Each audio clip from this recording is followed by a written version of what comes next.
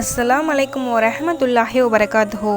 நம்முடைய நாவின் மூலம் உண்மையை மட்டுமே பேச வேண்டும். உண்மைக்கு புறம்பானதை ஒருபோதும் பேசிவிடக்கூடாது. நாம் ஒரு விஷயத்தை பேச வாய் எடுப்பதற்கு முன் அது உண்மைதானா என்று உறுதியாக அறிந்த பிறகே பேச வேண்டும். ஒரு மனிதன் உண்மையை மட்டுமே பேசி பழகினால் அவனிடம் உள்ள தீமைகள் வெகு சீக்கிரத்தில் காணாமல் போய்விடும். சொர்க்கத்திற்குரியவனாக நம்மை மாற்றுவதற்கு உண்மை ஒரு பலமான ஆயுதமாக இருக்கின்றது. அல்லாஹ்வின் தூதர் நபி ஸல்லல்லாஹு அலைஹி வஸல்லம் அவர்கள் கூறினார்கள், உண்மையே பேசுங்கள். உண்மை நன்மைக்கு வழிகாட்டும், நன்மை சொர்க்கத்திற்கு வழிகாட்டும். ஒரு மனிதர் உண்மையை மட்டுமே பேசிக்கொண்டே இருப்பார். அதை தேர்ந்தெடுத்து பேசி வருவார். இறுதியில் அல்லாஹ்விடம் வாய்மையாளன் சித்திக் என பதிவு செய்யப்பட்டு விடுவார்.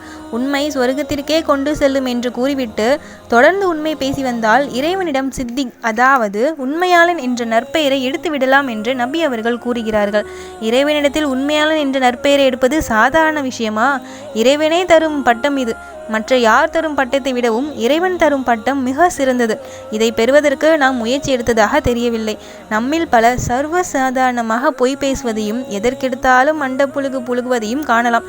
இன்னும் சிலர் தாங்கள் பேசுவது பொய் என்று தெரிந்த பிறகும் அல்லாஹ்வை அதற்கு சாட்சியாக்குவார்கள். அல்லாஹ்வின் மீது ஆணையாக நான் சொல்வது உண்மை என்று துணிந்து இறைவனை சாட்சியாக்கி பொய் மூட்டைகளை அவிழ்த்து விடுவார்கள்.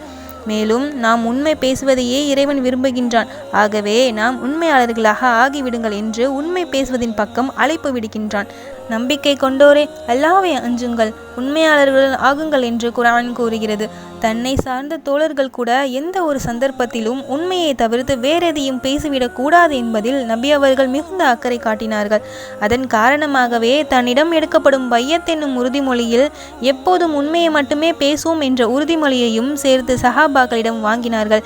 இன்பத்திலும் துன்பத்திலும் விருப்பிலும் வெறுப்பிலும் எங்களை விட பிறருக்கு முன்னுரிமை அளிக்கப்படும் போதும் தலைமையின் கட்டளையை செவியுற்று கீழ்ப்படிந்து நடப்போம் என்றும், அதிகாரத்தில் இருப்போரிடம் அவருடைய அதிகாரம் தொடர்பாக சண்டையிட மாட்டோம் என்றும், தாங்கள் எங்கிருந்தாலும் உண்மையை பேசுவோம் என்றும், அல்லாஹ்வின் விஷயத்தில் பழிப்போரின் பழிப்புக்கு அஞ்ச மாட்டோம் என்றும் அல்லாஹ்வின் தூதர் நபி ஸல்லல்லாஹு அலைஹி வஸல்லம் அவர்களிடம் நாங்கள் உறுதிமொழி எடுத்தோம் என்று உபாதா பின் அஷாமித் ரலியல்லாஹு அவர்கள் கூறியுள்ளார்கள்.